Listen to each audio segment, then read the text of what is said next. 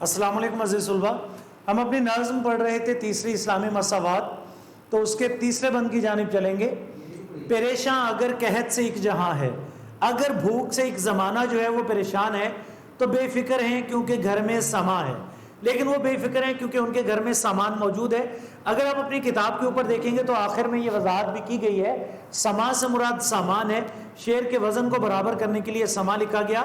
اگر زمانے میں بھوک کا عالم ہے، زمانے میں بھوک ہے، زمانہ بھوک میں مبتلا ہے، تو ایسے لوگ بے فکر ہوتے ہیں کیونکہ ان کے گھر میں سر و سامانی ہے، ان کے گھر میں رزق جو ہے وہ موجود ہے۔ اگر باغ امت میں فصل خزاں ہے،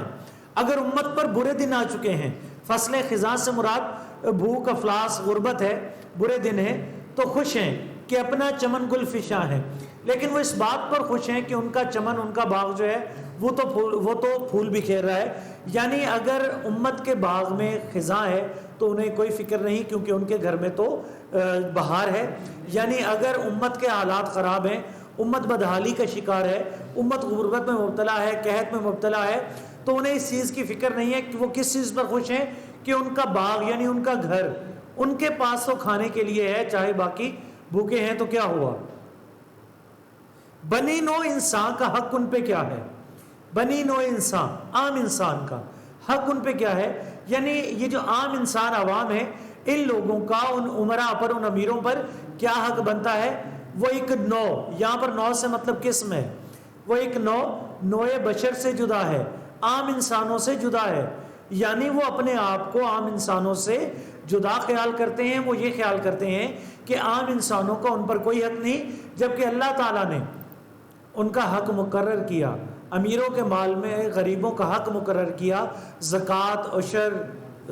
جو ہے صدقہ فطرانہ، ان سب صورتوں کے اندر اللہ تعالیٰ نے امیروں کے مال میں جو ہے غریبوں کا حصہ مقرر کیا اور کہا کہ کہیں یہ مال تمہارے امیروں کے ہاتھوں میں گردش نہ کرتا رہے، اسی لیے زکوٰۃ کا، عشر کا ایک بہترین نظام جو ہے وہ عطا کیا۔ لیکن